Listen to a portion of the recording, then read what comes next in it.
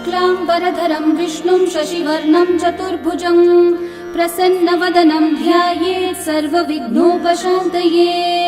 व्यासं वसिष्ठनप्तारं शक्तै पौत्रमकल्मषं पराशरात्मजं वन्दे शुकतातं तपोनिधिं। व्यासाय विष्णुरूपाय व्यासरूपाय विष्णवे नमो वै ब्रह्मनिधये वासिष्ठाय नमो नमः। अविकाराय शुद्धाय नित्याय परमात्मने सदैकरूपरूपाय विष्णवे सर्वजिष्णवे। यस्य स्मरणमात्रेण जन्म संसारबन्धनात्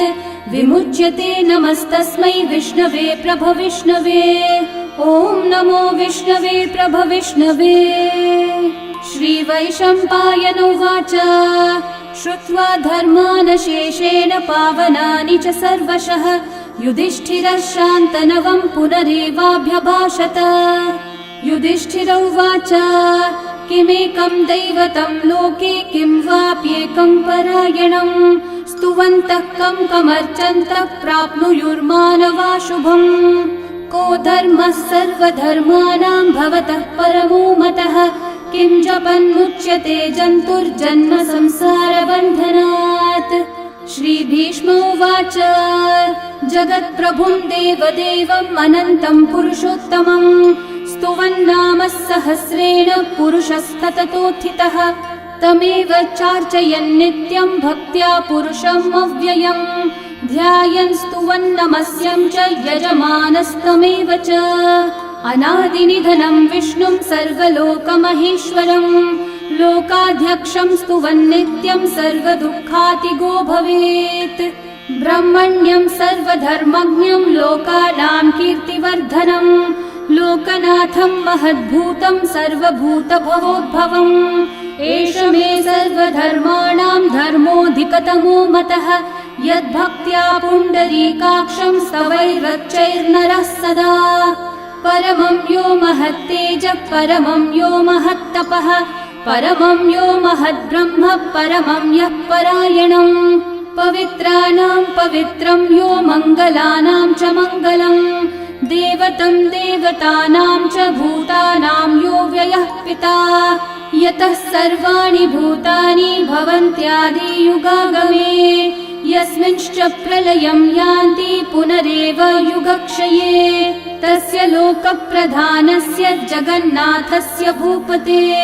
विष्णोर्नाम सहस्रं मे शृणु पापभयापहम्। यानि नामानि गौणानि विख्यातानि महात्मनः ऋषिभिः परिगीतानि तानि वक्ष्यामि भूतये। ऋषिर्नाम्नां सहस्रस्य वेदव्यासो महामुनिः छन्दोऽनुष्ठुप् तथा देवो भगवान् देवकीसुतः अमृतांशोद्भवो बीजं शक्तिर्देवकी नन्दनः त्रिसामा हृदयं तस्य शान्त्यर्थे विनियुज्यते। विष्णुं जिष्णुं महाविष्णुं प्रभविष्णुं महेश्वरम् अनेकरूपदैत्यान्तं नमामि पुरुषोत्तमम्। अस्य श्रीविष्णोर्दिव्यसहस्रनामस्तोत्रमहामन्त्रस्य श्रीवेदव्यासो भगवान् ऋषिः अनुष्ठुप्छन्दः श्रीमहाविष्णुः परमात्मा श्रीमन्नारायणो देवता अमृतांशोद्भवो भानुरिति बीजम् देवकी नन्दनसृष्टेति शक्तिः उद्भवक्षोभणो देव इति परमो मन्त्रः शङ्खबृन्नन्दकी चक्रीति कीलकम् शार्ङ्गधन्वा गदाधर इति अस्त्रम् रथाङ्गपाणिरक्षोभ्य इति नेत्रम् त्रिसामा सामगः सामेति कवचम् आनन्दं परब्रह्मेति योनिः ऋतुः सुदर्शनः काल इति दिग्बन्धः श्रीविश्वरूप इति ध्यानम् श्रीमहाविष्णुः प्रीत्यर्थे सहस्रनाम जपे विनियोगः।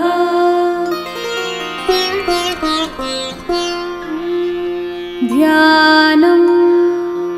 क्षीरोधन्वत्प्रदेशे शुचिमणिविलसत्सैकते मौक्तिकानां माला क्लृप्तासनस्थस्फटिकमणिनिभैर्मौक्तिकैर्मण्डिताङ्गः शुभ्रैरभ्रैरतभ्रैरुपरि विरचितैर्मुक्तपीयूषवर्षैः आनन्देन पुनीयादरिनलिनगदा शङ्खपाणिर्मुकुन्दः बुःपादौ यस्य नाभिर्वियदसुरनिलश्चन्द्रसूर्यौ च नेत्रे कर्णावाशाः शिरौ द्योर्मुखमपि दहनो यस्य वास्तेयमब्धिः अन्तस्थं यस्य विश्वं सुरनरखगो भोगि गन्धर्वदैत्यैः चित्रं रम्यते तं त्रिभुवन विपुषं विष्णुमीशं नमामि। ॐ नमो भगवते वासुदेवाय। शान्ताकारं भुजगशयनं पद्मनाभं सुरेशं विश्वाधारं गगनसदृशं मेघवर्णं शुभांगं लक्ष्मीकान्तं कमलनयनं योगिहृद्ध्यानगम्यं वन्दे विष्णुं भवभयहरं सर्वलोकैकनाथम् मेघश्यामं पीतकौशेयवासं श्रीवत्साङ्कं कौस्तुभोद्भासिताङ्गं पुण्योपेतं पुण्डरीकायताक्षं विष्णुं वन्दे सर्वलोकैकनाथम् नमः समस्तभूतानामादिभूताय भूभृते अनेकरूपरूपाय विष्णवे प्रभविष्णवे सशङ्खचक्रं सकिरीटकुण्डलं सपीतवस्त्रं सरसीरुहेक्षणं सहारवक्षस्थलशोभिकौस्तुभं नमामि विष्णुं शिरसा चतुर्भुजम् छायायां पारिजातस्य हेमसिंहासनोपरि आसीनमम्बुदश्याममायताक्षम् अलङ्कृतम् चन्द्राननं चतुर्बाहुं श्रीवत्साङ्कितवक्षसं रुक्मिणी सत्यभामाभ्यां सहितं कृष्णमाश्रये। ॐ विश्वं विष्णुर्वषट्कारो भूतभव्यभवत्प्रभुः भूतकृद्भूतभृद्भावो भूतात्मा भूतभावनः भूतात्मा परमात्मा च मुक्तानां परमागतिः अव्ययः पुरुषः साक्षी क्षेत्रज्ञोऽक्षर एव च योगो योगविदां नेता प्रधानः पुरुषेश्वरः नारसिंहः वपुः श्रीमान् केशवः पुरुषोत्तमः सर्वः शर्वः शिवस्थाणोर्भूतादिर्निधिरव्ययः सम्भवो भावनो भर्ता प्रभवः प्रभुरीश्वरः स्वयंभू शम्भुरादित्यः पुष्कराक्षो महास्वनः अनादिनिधनो धाता विधाता धातुरुत्तमः अप्रमेयो ऋषिकेशः पद्मनाभोऽमरः प्रभुः विश्वकर्मा मनुस्त्वष्टा स्थविष्ठस्थविरो ध्रुवः अग्राह्यः शाश्वतः कृष्णो लोहिताक्षः प्रतर्दनः प्रभुतस्त्रिककुब्धामः पवित्रं मङ्गलं परम् ईशानः प्राणदः प्राणो ज्येष्ठः श्रेष्ठः प्रजापतिः हिरण्यगर्भो भूगर्भो माधवो मधुसूदनः ईश्वरो विक्रमी धन्वी मेधावी विक्रमक्रमः अनुत्तमो दुराधर्षः कृतज्ञः कृतिरात्मवान् सुरेशः शरणं शर्म विश्वरेतः प्रजाभवः अहः संवत्सरो व्याळः प्रत्ययः सर्वदर्शनः अजः सर्वेश्वरः सिद्धिः सिद्धि सर्वादिरच्युतः वृषा कपिरमेयात्मा सर्वयोगविनिःसृतः वसुर्वसुमना सत्यः समात्मा संवितः समः अमोघः पुण्डरीकाक्षो वृषकर्मा वृषाकृतिः रुद्रो बहुशिरा बभ्रुर्विश्वयोनिः शुचिश्रवाः अमृतः शाश्वतस्थाणोर्वरारोहो महातपाः सर्वगः सर्वविद्भानुः विश्वक्सेनो जनार्दनः वेदो वेदविदव्यङ्गो वेदाङ्गो वेदवित्कविः लोकाध्यक्षः सुराध्यक्षो धर्माध्यक्षः कृताकृतः चतुरात्मा चतुर्व्यूहश्चतुर्दंष्ट्रश्चतुर्भुजः भ्राजिष्णुर्भोजनं भोक्ता सहिष्णुर्जगदादिजः अनघो विजयो जेता विश्वयोनिः पुनर्वसुः उपेन्द्रो वामनः प्रांशुरमोघः शुचिरूर्चितः अतीन्द्रः सङ्ग्रहः सर्गो धृतात्मा नियमो यमः वेद्यो वैद्यः सदा योगी वीरः माधवो मधुः अतीन्द्रियो महामायो महोत्साहो महाबलः महाबुद्धिर्महावीर्यो महाशक्तिर्महाद्युतिः अनिर्देश्य वपुः श्रीमान् अमेयात्मा महाधृतक् महेश्वासो महीभर्ता श्रीनिवासः सतां गतिः अनिरुद्धः सुरानन्दो गोविन्दो गोविदाम्पतिः मरीचिर्दमनोहंसः सुपर्णो भुजगोत्तमः हिरण्यनाभः सुतपः पद्मनाभः प्रजापतिः अमृत्युः सर्वदृक्सिंहः सन्धाता सन्धिमान् स्थिरः अजो दुर्मशनः शास्ता विश्रुतात्मा सुरारिः गुरुर्गुरुतमो धामः सत्यः सत्यपराक्रमः निमिषो निमिषस्रग्वी वाचस्पतिरुदारधीः अग्रणीर्ग्रामणी श्रीमान् न्यायो नेता समीरणः सहस्रमूर्धा विश्वात्मा सहस्राक्षः सहस्रपात् आवर्तनो निवृत्तात्मा संवृतः सम्प्रमर्दनः अहः संवर्तको वह्निरनिलो धरणीधरः सुप्रसादः प्रसन्नात्मा विश्वदृग्विश्वभुग्विभुः सत्कर्ता सत्कृतः साधुर्जन्मोर्नारायणो नरः असंख्येयो प्रमेयात्मा विशिष्टः शिष्टकृच्छुचिः सिद्धार्थः सिद्धसङ्कल्पः सिद्धिदः सिद्धिसाधनः वृषाही वृषभो विष्णुर्वृषपर्वा वृषोदरः वर्धनो वर्धमानश्च विविक्तः श्रुतिसागरः सुभुजो दुर्धरो वाग्मी महेन्द्रो वसुदो वसुः नैकरूपो बृहद्रूपः शिपिविष्टप्रकाशनः ओजस्तेजोद्युतिधरः प्रकाशात्मा प्रतापनः ऋद्धः स्पष्टाक्षरो मन्त्रश्चन्द्रांशूर्भास्करद्युतिः अमृतांशूद्भवो भानुर्शशबिन्दुः सुरेश्वरः औषधं जगतः सेतुः सत्यधर्मपराक्रमः भूतभव्यभवन्नाथः पवनः पावनो नलः कामः कामकृत्कान्तः कामः कामप्रदः प्रभुः युगादिकृद्युगावर्तो नैकमायो महाशनः अदृश्यो व्यक्तरूपश्च सहस्रजिदनन्तजित् इष्टो विशिष्टशिष्टेष्ठः शिखण्डी नहुषो वृषः क्रोधः क्रोधकृत्कर्ता विश्वबाहुर्महीधरः अच्युतः प्रथितः प्राणः प्राणदो वासवानुजः अपान्निधिरधिष्ठानम् अप्रमत्तः प्रतिष्ठितः स्कन्दस्कन्दद्धरो धुर्यो वरदो वायुवाहनः वासुदेवो बृहद्भानुरादिदेवः पुरन्दरः अशोकस्थारणस्थारः शूरः शौरिर्जनेश्वरः अनुकूलः शतावर्तः पद्मी पद्मनिभीक्षणः पद्मनाभोरविन्दाक्षः पद्मगर्भः शरीरभृत् महर्धिरिग्धो वृद्धात्मा महाक्षो गरुडध्वजः अतुलः शरभो भीमः समयज्ञो हविर्हरिः सर्वलक्षणलक्षण्यो लक्ष्मीवान् समितिञ्जयः विक्षरो रोहितो मार्गो हेतुर्दामोदरः सहः महीधरो महाभागो वेगवानमिताशनः उद्भवक्षोभणो देवः श्रीगर्भः परमेश्वरः करणं कारणं कर्ता विकर्ता गहनो गुहः व्यवसायो व्यवस्थानः संस्थानस्थानदो ध्रुवः परर्धि परमस्पष्टः तुष्टः पुष्टः शुभेक्षणः रामो विरामो विरतो मार्गो नेयो नयो नयः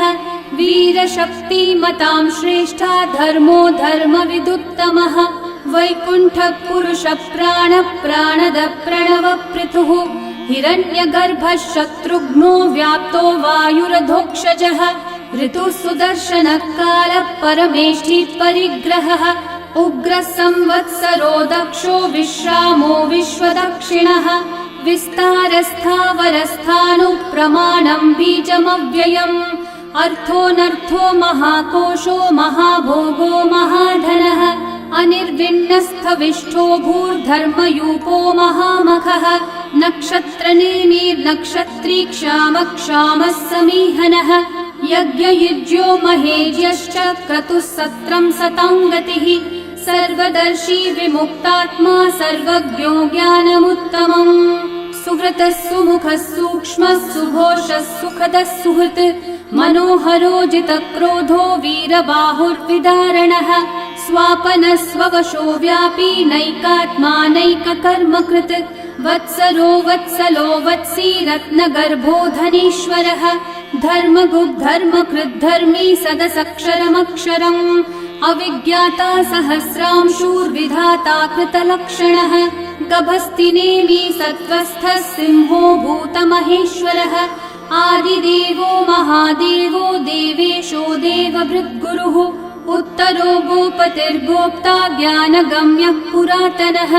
शरीरभूतभृद्भोक्ता कपीन्द्रो भूरि दक्षिणः सोमपोमृतपः सोमः पुरुजित्पुरुसत्तमः विनयोजयः सत्यसन्धो दाशारः सात्वतां पतिः जीवो विनयिता साक्षी मुकुन्दोमितविक्रमः अम्भोनिधिरनन्तात्मा महोदधिशयोऽन्तकः अजो महार्हः स्वाभाव्यो जितामित्रप्रमोदनः आनन्दो नन्दनो नन्दः सत्यधर्मात्रिविक्रमः महर्षि कपिलाचार्य कृतज्ञो मेदिनीपतिः त्रिपदस्त्रिदशाध्यक्षो महाशृङ्गकृतान्तकृत् महावराहो गोविन्दः सुषेणः कनकाङ्गदी गुह्यो गभीरो गहनो गुप्तश्चक्रगदाधरः वेधास्वाङ्गोचितः कृष्णो दृढसङ्कर्षणोच्युतः वरुणो वारुणो वृक्षः पुष्कराक्षो महामनाः भगवान् भगहानन्दी वनमाली हलायुधः आदित्यो ज्योतिरादित्यः सहिष्णुर्गतिसत्तमः सुधन्वा खण्डपरशुर्दारुणो द्रविणप्रदः दिवस्पृक् सर्वदृग्व्यासो वाचस्पतिरयो निजः त्रिसामासामगः सामन्निर्वाणं भेषजम्भिषक् सन्न्यासकृच्छमः शान्तो निष्ठा शान्तिपरायणम् शुभाङ्गः शान्तिदः सृष्टा कुमुदः कुवलेशयः गोहितो गोपतिर्गोप्ता वृषभाक्षो वृषप्रियः अनिवर्ती निवृत्तात्मा संक्षेप्ताक्षेमकृच्छिवः श्रीवत्सवक्षा श्रीवासः श्रीपतिः श्रीमतांवरः श्रीधः श्रीशः श्रीनिवासः श्रीनिधिः श्रीविभावनः श्रीधरः श्रीकरः श्रेयः श्रीमान् लोकत्रयाश्रयः स्वक्षः स्वङ्गः शतानन्दो नन्दिर्ज्योतिर्गणेश्वरः विजितात्मा विधेयात्मा सत्कीर्तिश्चिन्न संशयः उदीर्णः सर्वतश्चक्षुरनीशः शाश्वतस्थिरः भूषयो भूषणो भूतिर्विशोकः शोकनाशनः अर्चिष्मान् अर्चितः कुम्भो विशुद्धात्मा विशोधनः अनिरुद्धो प्रतिरथः प्रद्युम्नोमितविक्रमः कालनेमी निहावीरः शौरी शूरजनेश्वरः त्रिलोकात्मा त्रिलोकेशः केशवः केशिहा हरिः कामदेवः कामपालः कामी कान्तः कृतागमः अनिर्देश्य वपुर्विष्णु वीरोऽनन्तो धनञ्जयः ब्रह्मण्यो ब्रह्मकृद्ब्रह्मा ब्रह्म ब्रह्मविवर्धनः ब्रह्मविद् ब्राह्मणो ब्रह्मी ब्रह्मज्ञो ब्राह्मणप्रियः महाक्रमो महाकर्मा महातेजा महोरगः महाक्रतुर्महायज्वा महायज्ञो महाहविः स्तव्यस्तव प्रियस्तोत्रं स्तुतिस्तोतारणप्रियः पूर्णपूरयिता पुण्यकीर्तिरणामयः मनोजवस्तीर्थकरो वसुरेता वसुप्रदः वसुप्रदो वासुदेवो वसुर्वसुमनाहविः सद्गति सत्कृति सत्ता सद्भूति सत्परायणः शूरसेनो यदुश्रेष्ठः सन्निवासः सुयामुनः भूता वासो वासुदेवः सर्वासु निलयो नलः दर्पः दर्पदो दृप्तो दुर्धरोऽथा पराजितः विश्वमूर्तिर्महामूर्तिर्दीप्तमूर्तिरमूर्तिमान् अनेकमूर्तिरव्यक्तः शतमूर्तिः एकोनैकः स वः किं यतत्पदमनुत्तमम् लोकबन्धुर्लोकनाथो माधवो भक्तवत्सलः सुवर्णवर्णो हेमाङ्गो वराङ्गश्चन्दनाङ्गदे वीरः विषमः शून्यो घृताशीरचलश्चलः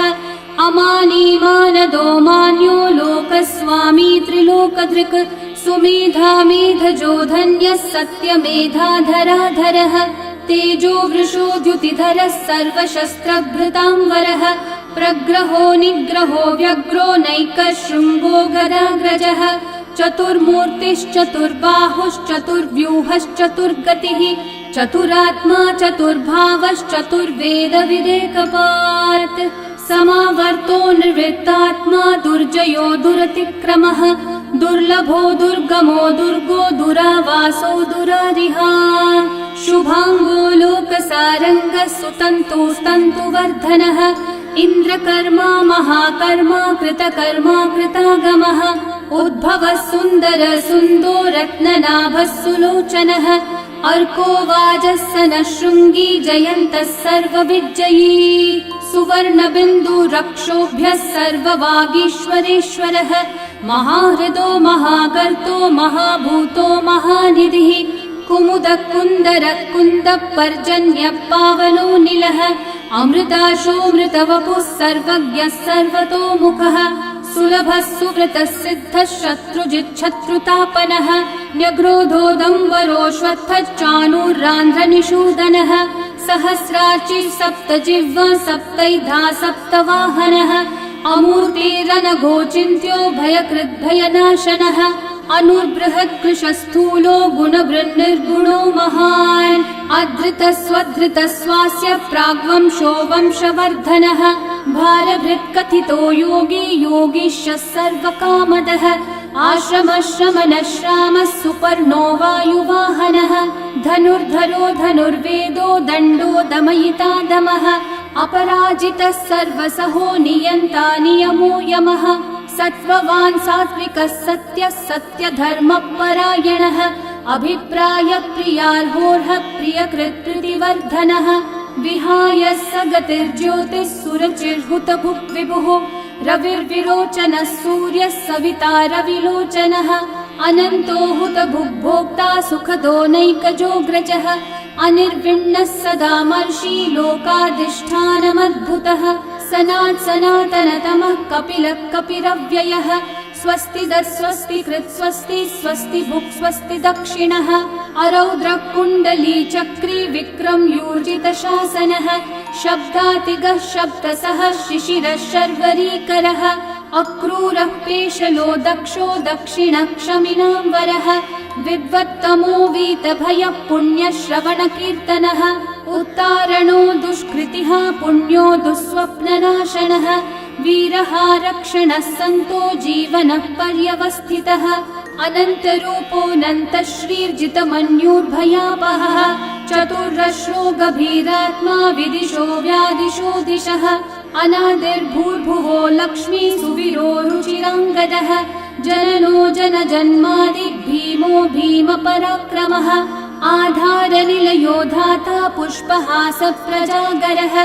ऊर्ध्वगः सत्पथाचारः प्राणदः प्रणवप्पणः प्रमाणं प्राणनिलयं प्राणभृत् प्राणजीवनः तत्त्वं तत्त्वविदेकात्मा जन्म मृत्युजरातिगः भूर्भुवः स्वस्तरुस्तारः सविता प्रपितामहः यज्ञो यज्ञपतिर्यज्वा यज्ञाङ्गो यज्ञवाहनः यज्ञभृद्यज्ञकृद्यज्ञी यज्ञभुग्यज्ञसाधनः यज्ञातकृद्यज्ञगुह्यामन्नमन्नादयेव च आत्मयोनिः स्वयं जातो वैखानः सामगायनः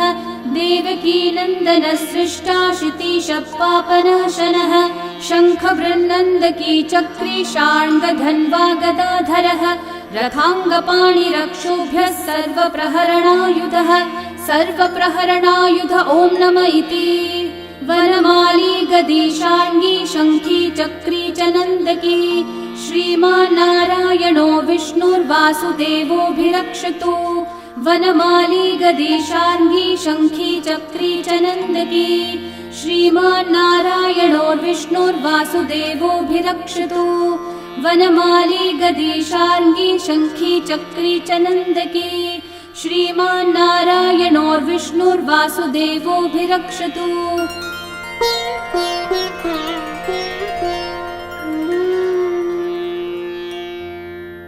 इतीदं कीर्तनीयस्य केशवस्य महात्मनः नाम्नां सहस्रं दिव्यानामशेषेण प्रकीर्तितम् य इदं शृणुयान् नित्यं यश्चापि परिकीर्तयेत् नाशुभं प्राप्नुयात् किञ्चित् सोमुत्रेह च मानवः वेदान्तगो ब्राह्मणः स्यात् क्षत्रियो विजयी भवेत् वैश्योधनसमृद्धः स्यात् शूद्रः सुखमवाप्नुयात् धर्मार्थी प्राप्नुयात् धर्मम् अर्थार्थी चार्थमाप्नुयात् कामानवाप्नुयात् कामी प्रजार्थी चाप्नुयात् प्रजाम् भक्तिमान् यः सदोत्थाय शुचिस्तद्गतमानसः सहस्रं वासुदेवस्य नाम्नामेतत् प्रकीर्तये यशः प्राप्नोति विपुलं याति प्राधान्यमेव च अचलां श्रियमाप्नोति श्रेय प्राप्नोत्यनुत्तमम् न भयं क्वचिदाप्नोति वीर्यं तेजश्च विन्दति भवत्यरोगो द्युतिमान् बलरूपगुणान्वितः रोगार्तो मुच्यते रोगात् बद्धो मुच्येत बन्धनात् भयान् मुच्येत भीतस्थो मुच्येतापन्न आपदः दुर्गान्यतितरत्याशु पुरुषः पुरुषोत्तमम् स्तुवन्नाम सहस्रेण नित्यं भक्ति समन्वितः वासुदेवाश्रयो मर्त्यो वासुदेवपरायणः सर्वपापविशुद्धात्मा याति ब्रह्म सनातनम् न वासुदेव भक्तानामशुभं विद्यते क्वचित् जन्म मृत्यु जरा व्याधि भयं नैवोपजायते इमं स्तवमधीयानः श्रद्धा भक्ति समन्वितः युज्येतात्मसुखः शान्ति श्रीधृति स्मृति कीर्तिभिः न क्रोधो न च मात्सर्यं न लोभो नाशुभा मतिः भवन्ति कृतपुण्यानां भक्तानां पुरुषोत्तमे द्यौस चन्द्रार्कनक्षत्राखं दिशो भूर्महो दधिः वासुदेवस्य वीर्येण विदतानि महात्मनः ससुरासुरगन्धर्वं स यक्षोरगराक्षसम् जगद्वशे वर्ततेदं कृष्णस्य सचराचरम् इन्द्रियाणि मनोबुद्धिः सत्त्वं तेजो बलं द्युतिः वासुदेवात्मकन्याहुः क्षेत्रं क्षेत्रज्ञ एव च सर्वागमानामाचार प्रथमं परिकल्पते आचार प्रभवो धर्मो धर्मस्य प्रभुरच्युतः ऋषयः पितरो देवा महाभूतानि धातवः जङ्गमाजङ्गमं चेदं जगन्नारायणोद्भवम् योगो ज्ञानं तथा साङ्ख्यं विद्या शिल्पादिकर्म च वेदाः शास्त्राणि विज्ञानम् एतत् सर्वं जनार्दनात् एको विष्णुर्महद्भूतं पृथक् भूतान्यनेकशः त्रिलोकान् व्याप्य भूतात्मा भुङ्क्ते विश्वभुगव्ययः इमं स्तवं भगवतो विष्णोर्व्यासेन कीर्तितम् पठ्येद्य इच्छेत् पुरुषः श्रेयः प्राप्तुं सुखानि च विश्वेश्वरमजं देवं जगतः प्रभुमव्ययम् भजन्ति ये पुष्कराक्षं न ते यान्ति पराभवम् न ते यान्ति पराभवम् ॐ नमः इति अर्जुनोवाच पद्मपत्रविशालाक्षः पद्मनाभः सुरोत्तम भक्तानामनुरक्तानां त्राता भव जनार्दन श्रीभगवानुवाच यो मां नाम सहस्रेण स्तोतुमिच्छति पाण्डव सोऽहमेकेन श्लोकेन स्तुत एव न संशयः स्तुत एव न संशय ॐ नमः इति व्यास उवाच वासनाद्वासुदेवस्य वासितं भुवनत्रयं सर्वभूतनिवासोऽसि वासुदेव नमोऽस्तु ते श्रीवासुदेव नमोऽस्तु ॐ नमः इति पार्वत्योवाच केनोपायेन लघुना विष्णोर्नाम सहस्रकम् पठ्यते पण्डितेर्नित्यं श्रोतुमिच्छाम्यहं प्रभो ईश्वरोवाच श्रीराम राम रामेति रमे रामे मनोरमे सहस्रनाम तत्तुल्यं राम नाम वरानने श्रीराम राम रामेति रमे रामे मनोरमे सहस्रनाम तत्तुल्यं राम नाम वरानने श्रीराम राम रामेति रमे रामे मनोरमे सहस्रनाम तत्तुल्यं राम नाम वरानने श्रीराम नाम वरानन ॐ नमः इति ब्रह्म उवाच नमोऽस्त्वनन्ताय सहस्रमूर्तये सहस्रपादाक्षि शिरोरुबाहवे सहस्रनाम्ने पुरुषाय शाश्वते सहस्रकोटियुगधारिणे नमः सहस्रकोटियुगधारिण ॐ नम इति। सञ्जय उवाच यत्र योगेश्वर कृष्णो यत्र पार्थो धनुर्धरः तत्र श्रीर्विजयो भूतिर्ध्रुवा नीतिर्मतिर्मम। श्रीभगवानुवाच अनन्याश्चिन्तयन्तो मा ये जनाः पर्युपासते तेषां नित्याभियुक्तानां योगक्षेमं वहाम्यहम्। परित्राणाय साधूनां विनाशाय च दुष्कृतां धर्म संस्थापनार्थाय सम्भवामि युगे युगे। आर्ता विषण्णा शिथिलाश्च भीता घोरेषु च व्याधिषु वर्तमानाः संकीर्त्य नारायण शब्दमात्रं विमुक्तदुःखा सुखिनो भवन्तु। कायेन वाचा मनसैन्द्रियैर्वा बुद्ध्यात्मना वा प्रकृते स्वभावात् करोमि यद्यत् सकलं परस्मै नारायणायेति समर्पयामि। श्री विष्णु सहस्रनाम स्तोत्रम् सम्पूर्णम्।